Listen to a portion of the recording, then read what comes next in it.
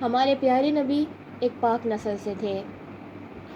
آپ پیارے نبی خود فرماتے ہیں کہ عبداللہ سے لے کر آدم تک میں ایک پاک نسل سے ہوں، ہم پاک نسل سے ہیں، ہم سب لوگ پاک دامن ہیں۔ ایک بار اپنے نبی مجلس لگا کر بیٹھے تھے، اتنے میں ایک اونٹنی کے اوپر ایک بدو گزرا۔ بدو کے ہاتھ میں ایک گوہ تھا۔ اب آپ پوچھیں گے کہ گوہ کیا ہے؟ اگر مری چھپکلی کی ایک قسم ہے جس کو اگر آپ 20 گنا بڑا کر دیں تو وہ ایک گوہ بن جاتا ہے، جو نہایت ہی بدصورت اور برا جانور ہے، گندا جانور ہے۔ لیکن زمانہ جہالت میں لوگ اس کا شکار کیا کرتے تھے، اس کو پکا کر کھاتے تھے۔ اسی طرح ایک بدو کافر اونٹنی پر سے گزرا۔ میں سے کچھ لوگوں نے کہا کہ یہ کون جا رہا ہے، کون گزر رہا ہے؟ تو کسی نے جواب دیا کہ یہ وہ ہے جو کہتا ہے کہ میں نبی ہوں، نعوذ باللہ۔ تو جب اس نے آپ صلی اللہ علیہ وآلہ وسلم کی محفل لگی ہوئی دیکھی تو اس نے اپنی اونٹنی کو مول لیا اور اونٹنی سے اترا اور رسی سے اپنی گوہ کو اتار کر آپ صلی اللہ علیہ وآلہ وسلم کے آگے پھینک دیا یا ڈال دیا، اور کہا کہ اگر یہ مری ہوئی گوہ یہ کہہ دے کہ آپ نبی ہیں تو میں مان لوں گا کہ آپ نبی ہیں۔ اور پھر چوڑا ہو کر اپنے دونوں ہاتھ کمر پر رکھ کر کھڑا ہو گیا، کیونکہ اس کو اتنا یقین تھا کہ جب زندہ جانور نہیں بول سکتا تو ایک مرا ہوا جانور کیسے بولے گا کہ آپ نبی ہیں۔ اتنے میں آپ حضرت محمد صلی اللہ علیہ وسلم مسکرانے لگ گئے۔ پھر آپ نے اس مردہ گو کو وہیں آواز لگائی عربی میں، اے گو، اے گو، اے گو، اس طرح 3 بار آواز لگائی۔ بدو حیران کھڑا دیکھتا رہا کہ یہ ایک مردہ شکار ہوئی گو کو کیسے آواز لگا رہے ہیں، کیونکہ اس کو بہت بھروسہ تھا کہ یہ جواب نہیں دے گی۔ سب سے پہلے گو نے اپنی آنکھیں کھولی، ایک مردہ شکار ہوئی گو نے اپنی آنکھیں کھولی اور اس کے بعد اپنا سینہ اٹھایا اور عربی میں بولی، حاضر یا رسول اللہ، حاضر یا رسول اللہ، حاضر یا رسول اللہ۔ میری خوش بختی کہ مجھے 2 جہان کا مالک، 2 جہان کا نبی، 2 جہان کا رسول، 2 جہان کے نبی مجھے پکار رہے ہیں، میں حاضر یا رسول اللہ، میں حاضر یا رسول اللہ، میرے بھاگ کھل گئے یا رسول اللہ، میں حاضر یا رسول اللہ۔ اس گو نے آپ کو یا رسول اللہ کر کے نہیں بلایا، بلکہ اس نے کیا کہا کہ کون مجھے آواز دے رہا ہے؟ وہ جس کی وجہ سے قیامت کا دن، جو خوف زدہ قیامت کا دن ہے، وہ اس کے ہونے کی وجہ سے خوبصورت ہو جائے گا۔ 2 جہان کا نبی جو مجھے آواز دے رہا ہے، جو قیامت کا دن اتنا خوفناک، ہیبت ناک اور ڈراؤنا دن ہے۔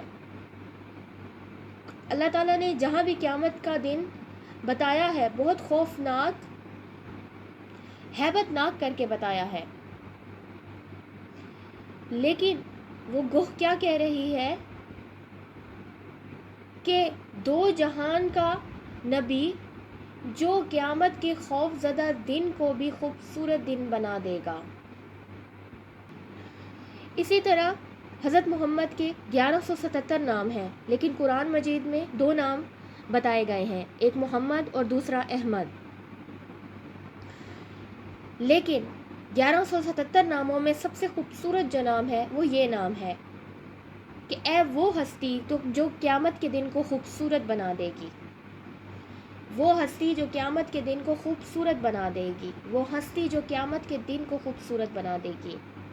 قیامت کا دن ہیبت ناک ہوگا، قیامت کا دن خوف زدہ ہوگا، قیامت کے دن نفسا نفسی کا عالم ہوگا، لیکن حضرت محمد کی وہ واحد ہستی ہے جو قیامت کے دن کو خوبصورت بنا دے گی۔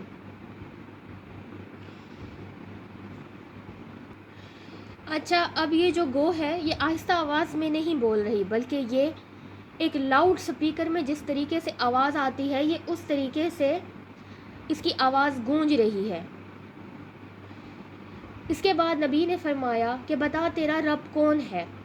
تو اس گوہ نے کہا، جو سینہ تان کے کھڑی تھی، اس نے کہا کہ میرا رب وہ ہے جس کا عرش آسمانوں پر، جس کی سلطنت زمینوں پر، جس کے راستے سمندر میں، جس کی رحمت جنت میں، اور جس کی... اس کے بعد ہمارے نبی نے، حضرت محمد نے اس سے دوسرا سوال پوچھا۔ وہ پہلے سوال کا جواب وہ دے چکی تھی کہ رب وہ ہے جس کا عذاب ہے جہنم میں۔ اس کے بعد نبی نے کہا کہ میں کون ہوں؟ تو گوہ نے بتایا، یا گوہ بولی کہ آپ رب العالمین کے رسول ہیں۔ اب اس کو بھی پتا تھا یہ آدھی بات ہے۔ اس کے بعد اس نے پوری بات مکمل کی اور بولا کہ آپ رب العالمین کے رسول ہیں اور آپ کے بعد کوئی نبی نہیں آئے گا، یعنی آپ آخری نبی ہیں۔ یہاں پر بدو ابھی موجود کھڑا ہے اور اس کی آنکھیں پھٹی کی پھٹی رہ گئیں جب اس نے دیکھا کہ ایک مردہ گو جس کو میں شکار کر کے لایا تھا، اور یہاں وہ زندہ ہو کر عربی میں اس کی آواز گونج رہی ہے اور وہ بول رہی ہے۔ اس کے بعد اس گو نے ایک فتویٰ دیا، وہ یہ تھا کہ جو آپ کی مانے گا وہ زندگی میں کامیاب، اور جو آپ کو ٹھکرائے گا وہ زندگی میں ناکام، ذلیل و خوار۔ اس کے بعد آپ نبی نے اس بدو کو کہا، ہاں بتا، کیا اب تجھے یقین آیا؟ کیا اب تو مانتا ہے؟ تو اس نے، جو ایک آکڑ کے کھڑا تھا، اب وہ سر خم کر کے کھڑا ہو گیا اور کہا کہ اب تو مانے بغیر گزارا ہی نہیں، اب تو آپ نے ایک میت کو بلوا دیا۔ ہمارے نبی صرف ہمارے نبی نہیں ہیں، اس کائنات کے پورے نبی ہیں۔ ان کا حکمرانی یا ان کی نبیت کالے گورے چھوٹے بڑے ہر کسی کے نبی ہیں۔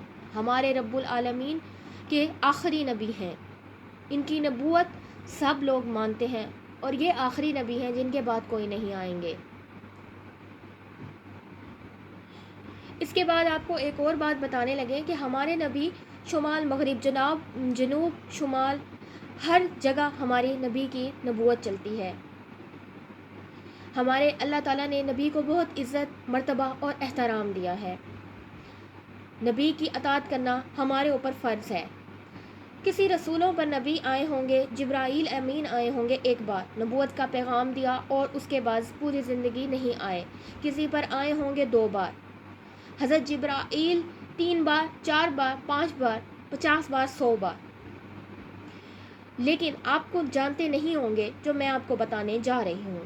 ہمارے پیارے نبی حضرت محمد کے پاس جبرائیل پوری زندگی میں آئے، نبوت کی زندگی میں، یعنی کہ 23 سال جو حضرت محمد کی نبوت کی زندگی تھی، اس کے اندر ہمارے جبرائیل امین ان کے پاس 24,000 مرتبہ آئے۔ اللہ تعالیٰ نے بھی ان کو عزت بخشی ہے، ہمارے نبی کو بہت زیادہ عزت محبت بخشی ہے۔ ہمارے نبی کا ہمارے اوپر اطاعت کرنا فرض ہے، جیسے اللہ کی اطاعت کرنا فرض ہے۔ یہ تو ایک چھوٹی بات ہے۔ ہمارے اللہ تعالیٰ نے حضرت محمد کو زمین سے آسمانوں کے عرشوں تک بلوا لیا، زمین کے آسمانوں سے عرشوں تک بلوا لیا، اور کہا کہ ایک دوست کو دوست سے ملنا چاہیے۔ اسی طرح جب حضرت محمد عرش کا سفر کر رہے تھے تو سب سے پہلے آسمان پر ان کو حضرت آدم علیہ السلام ملے، جس نے کہا آ جا میرے بیٹے۔ پھر دوسرے آسمان پر ان کو حضرت عیسیٰ، زکریا اور یحییٰ علیہ السلام ملے۔ اس طرح تیسرے آسمان پر ان کو یوسف علیہ السلام ملے۔ اسی طرح چوتھے آسمان پر حضرت ادریس علیہ السلام، پانچویں آسمان پر ہارون علیہ السلام کھڑے تھے آپ کی استقبال کرنے کے لیے۔ اس طرح چھٹے آسمان پر چھٹے آسمان پر حضرت موسیٰ علیہ السلام کھڑے تھے آپ کے استقبال کرنے کے لیے۔ اسی طرح ہر فرشتے آپ صلی اللہ علیہ وآلہ وسلم کے پروٹوکول کے لیے کھڑے تھے، آپ کو ملنے کے لیے کھڑے تھے، آپ کا استقبال کرنے کے لیے کھڑے تھے۔ نبی تو نبی، یہاں پر تو فرشتوں کے بھی جھنڈ آپ کا استقبال کرنے کے لیے کھڑے تھے۔ 6 آسمانوں کا نظارہ کچھ یوں تھا، لیکن 7ویں آسمان کا تو منظر ہی کچھ اور تھا۔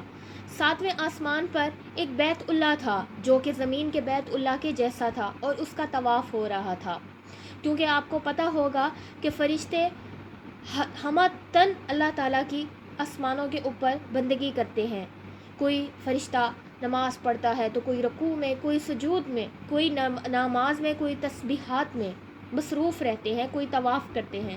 اسی طرح آپ اللہ تعالیٰ کے بیت اللہ کے ساتھ ایک آدمی سفید داڑھی والا، جس کی داڑھی ناف تک تھی، وہ خانہ کعبہ یعنی قبلہ کی دیوار کے ساتھ ٹیک لگائے بیٹھا تھا۔ وہ آپ کے استقبال کے لیے کھڑا نہیں ہوا۔ حضرت محمد نے جبرائیل سے پوچھا کہ یہ کون ہے؟ تو جبرائیل امین نے کہا کہ یہ حضرت ابراہیم علیہ السلام ہیں۔ اب آپ پوچھیں گے کہ حضرت ابراہیم کیوں چل کر آپ کا استقبال کرنے نہیں آئے؟ تو آپ سن لیجئے، حضرت ابراہیم آپ کے باپ کی جگہ تھے، آپ سے بڑے تھے، آپ کے دادا کی جگہ تھے۔ یہاں پہ اللہ تعالیٰ نے امت محمد کو بتایا ہے کہ وہ اپنے ماں باپ کا احترام کرے۔ بڑے چل کر نہیں آئیں گے، چھوٹا ان سے ملنے جائے گا، درجہ میرے نبی کا بڑا، لیکن رشتہ باپ تھے، وہ دادا تھے، وہ بڑے کی جگہ تھے حضرت ابراہیم علیہ السلام، تو اس لیے وہ بیٹھے رہے اور حضرت محمد ان سے ملنے گئے۔ اللہ تعالیٰ نے ہماری امت کو یہ بتایا ہے کہ ماں باپ کا احترام کریں۔ اللہ تعالیٰ نے احترام کرنے والے کو، ماں باپ کے فرما بردار بچوں کو پسند کیا ہے، اور نافرمان اللہ تعالیٰ کے دوست نہیں ہیں۔ اسی طرح ایک آدمی نے پوچھا کہ قیامت کب آئے گی؟ تو حضرت محمد نے فرمایا کہ مجھے تو نہیں پتہ، اللہ کو پتہ کہ قیامت کب آئے گی۔ تو انہوں نے کہا کوئی نشانی دے دیجئے۔ تو آپ نے فرمایا کہ جب بیٹیاں، بیٹے تو ہیں ہی ہیں، جب بیٹیاں ماؤں کو ذلیل کریں گی، رسوا کریں گی، تو قیامت آ جائے گی۔ اسی طرح حضرت محمد نے ایک اور جگہ بھی کہا، فرمایا ہے، روایت ہے کہ اگر میں عشاء کی نماز پڑھ رہا ہوتا اور مصلی پر ہوتا اور عشاء کی نماز کے لیے سورۃ فاتحہ پڑھ رہا ہوتا، اور اگر میری ماں زندہ ہوتی اور مجھے آواز دیتی کہ اے بیٹا محمد، تو میں نماز توڑ کر ان کے پاس چلا جاتا۔ یہاں تک کہ یہ ہے ماں باپ کی فرما برداری کا ایک لیول۔ آج بچے ماں باپ کے نافرمان ہیں، تو نافرمان قیامت کیسے قائم ہوگی؟ جب اولاد ماں باپ کی نافرمان ہو جائے گی، قیامت قائم ہو جائے گی۔ قیامت ویسے تب قائم ہوگی جب کوئی بھی لا الہ الا اللہ کہنے والا موجود نہیں ہوگا، یعنی پوری دنیا میں کفر پھیل جائے گا، دین اسلام ختم ہو جائے گا، ایک بھی مسلمان باقی نہیں رہے گا، تو قیامت شروع ہو جائے گی۔ اس طرح جب قیامت کی نشانی ہے جب اولاد ماں باپ کی نافرمان ہو جائے گی۔ اللہ تعالیٰ نے حضرت محمد کو ابراہیم کے پاس چلایا، یہ بتانے کے لیے کہ بڑے کا درجہ ہمیشہ بلند ہے، چاہے ہم جتنی ترقی کر لیں، چاہے ہم جو مرضی ترقی کر لیں، ہم ماں باپ کے سامنے جھکنا ہماری بڑائی ہے، باپ کے آگے جھکنا بڑائی ہے، ماں کے آگے جھکنا بڑائی ہے۔ ہم ماں باپ کے سامنے اونچی آواز سے بول نہیں سکتے، ہم ان کو جواب نہیں دے سکتے، لیکن یہ ایک کڑوا سچ ہے کہ آج کی اولاد ماں باپ کے سامنے ان کو جھنجھوڑتی ہیں اور پوچھتی ہیں کہ تو نے ہمارے لیے کیا ہی کیا ہے۔ اسی طرح حضرت محمد نے آگے جنت دیکھی۔ جنت میں جب پہنچے تو قرآن پڑھنے کی، تلاوت کی آوازیں آ رہی تھیں، تو حضرت محمد نے دریافت کیا کہ یہ کون قرآن پڑھ رہا ہے؟ تو فرشتوں نے جواب دیا کہ یہ حارثہ بن نعمان ہے، جن کے قرآن کے تلاوت کرنے کی آواز جنت میں آ رہی ہے۔ حضرت محمد نے کہا کہ وہ تو ابھی زندہ ہیں اور مدینے میں ہیں، ان کی آواز 7 آسمانوں کو چیر کر جنت میں کیسے پہنچ رہی ہے؟ یہ کیسا سپیکر ہے کہ جو آواز وہ مدینے کی مسجد میں بیٹھے یا مدینے میں بیٹھے قرآن پڑھ رہے ہیں، ان کی آواز جنت میں آ رہی ہے؟ یہ ایسا کیا کرتے تھے؟ ان کے پاس ایسا کیا ہے؟ تو فرشتوں نے کہا کہ یہ ماں کی خدمت کرتے تھے. ان کی ماں کی خدمت کرنا اللہ کو اتنا پسند آ گیا کہ اللہ نے کہا کہ ان کی قرآن جب قرآن پڑھے تو ان کی آواز، ان کا قرآن پڑھنا ساری جنت کو سناؤ، ان کا قرآن پڑھنا ساری جنت کو سناؤ. ہر چیز پیسہ نہیں ہے، اپنے پیسوں کو پیارے مت کریں. ہر چیز پیسہ نہیں ہے. پیسہ ہاتھ کی میل ہے، پاؤں کی مٹی ہے. پیسے کے پیچھے اپنی غیرت کے سودے نہ کریں، پیسے کے پیچھے اپنی عزت کے سودے نہ کریں، پیسے کے پیچھے اپنی شرافت کے سودے نہ کریں، ایمان کے سودے نہ کریں. پیسہ آج ہے، کل نہیں ہوگا. اہمیت کیا ہے؟ رشتے اہمیت ہے، حسب نسب اہمیت ہے، ماں باپ اہمیت ہے، اولاد اہمیت ہے. پیسہ کچھ نہیں ہے. پیسہ کچھ نہیں ہے. دنیا میں ہے پیسہ، جو ہے 2 دن کا پیسہ ہے. آخرت وہ زندگی ہے جو ہمیشہ قائم رہنی ہے. دنیا فانی ہے، دنیا نے مٹ جانا ہے، ہم نے دنیا کو چھوڑ جانا ہے. ہم دنیا میں ہم دنیا میں اپنے امتحان کی جگہ میں آئے ہیں. ہم نے دنیا کو آرام کی جگہ سمجھ لی ہے. دنیا امتحان کی جگہ ہے، آرام کی جگہ اوپر ہے. یعنی جنت اور دوزخ یہ ہمارا فیصلہ کریں گی ہماری زندگی کا، کہ ہم کامیاب ہو کر آئے، ناکام ہو کر آئے. دنیا میں ہماری اہمیت ایسے ہوگی جیسے کوئی خواب تھا اور خواب ٹوٹ کے ہم بیدار ہو گئے. یہ دنیا کی حقیقت ہے. اسی طرح حضرت محمد جب حضرت ابراہیم کے پاس پہنچے تو جب بہت قریب پہنچ گئے تو حضرت ابراہیم اٹھ کر کھڑے ہو گئے. تو باقی جب آسمانوں کا سفر طے کر رہے تھے تو نبی و رسول بول رہے تھے میرا بھائی آ گئے، ہمارے بھائی آ گئے، ہمارے بھائی آ گئے. اس طرح سے آوازیں لگا کر استقبال کر رہے تھے. لیکن جب حضرت ابراہیم کے پاس پہنچے تو حضرت ابراہیم نے کہا کہ میرے بیٹے آ گئے، میرے بیٹے آ گئے، میرے بیٹے آ گئے. اسی طرح جب حضرت ابراہیم سے ملے، حضرت ابراہیم نے ایک اولاد کی طرح، ایک بیٹے کی طرح آپ حضرت محمد صلی اللہ علیہ وسلم کو گلے لگایا اور ماتھے پر بوسہ دیا. اس کے بعد آگے کے لیے روانہ ہو گیا. اس کے بعد اب آپ حضرت محمد سفر کر رہے ہیں سدرۃ المنتہا کا، یعنی اللہ تعالیٰ سے ملنے کا سفر. یہاں پر حضرت جبرائیل رک گئے اور بولے کہ میں آگے نہیں جا سکتا. اگر میں اتنا سا بھی آگے جاؤں گا تو میرے پر جل جائیں گے اور میں جل کر راکھ راکھ ہو جاؤں گا. یعنی حضرت جبرائیل نے بھی آج تک اللہ کو نہیں دیکھا ہوگا، یا کسی نے بھی اللہ کو نہیں دیکھا ہوگا، کیونکہ آگے تک جانا عام بندوں کے یا عام فرشتوں تک کے بھی اختیار میں نہیں ہے. لیکن حضرت محمد کی شان دیکھیں، حضرت محمد کی شان دیکھیں کہ حضرت محمد اب آگے اکیلے روانہ ہو رہے ہیں. اب اللہ کے عرش پہ قدم رکھ رہے ہیں، اللہ کے عرش کے دروازے کھل رہے ہیں. آج عرش بھی جھوم رہا ہے کہ یہ کون آ گئے، یہ کون آ گئے، یہ تو رحمت العالمین آ گئے، یہ تو اللہ تعالیٰ کے رسول آ گئے، اللہ تعالیٰ کے نبی آ گئے. آج عرش بھی جھوم رہا ہے کہ یہ کون آ گئے. پھر میرے محمد کی شان ہے کہ وہ عرش پر گئے. اس کے بعد آپ عرش کے سفر کو گئے. اللہ کے عرش میں اور اللہ میں اتنے پردے ہیں جو اللہ ہی بہتر جانتا ہے. وہ سب پردے ہٹ گئے اور پھر حضرت محمد نے اللہ کو دیکھا اور اللہ نے کیا کہا کہ اے نبی السلام علیکم، اے یا اللہ آپ پر سلامتی ہو. اللہ آپ کو سلام پیش کرتے ہیں. اسی طرح یہاں پر یہ وہ جگہ ہے جہاں پر حضرت محمد کو نمازوں کا تحفہ ملا، جہاں پر ہمیں 5 نمازوں کا تحفہ دیا گیا. یہ نمازیں پہلے 50 تھیں، لیکن ہمارے نبی نے ہماری امت کی آسانی کے لیے، ہماری امت کو یہ آسان کرنے کے لیے کہ ان پر بہت زیادہ نہ بنے، یہ 50 سے لے کر 5 رکھوائیں. دعا ہے کہ آپ 5 وقت کا نمازی بنیں اور ہم 5 وقت کے نمازی بنیں.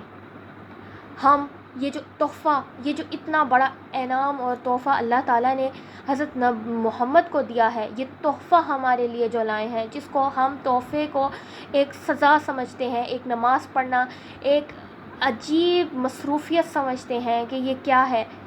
اللہ کرے کہ ہمارے نمازوں میں دل لگ جائے، ہمارا نمازوں میں دل لگ جائے، ہم اس تحفے کو تحفے کی طرح دل سے قبول کریں، ہم اس تحفے پر جان چھڑکیں، ہم اس تحفے میں خشوع اور خضوع لے آئیں، ہم اس تحفے کو اپنے دل سے لگائیں۔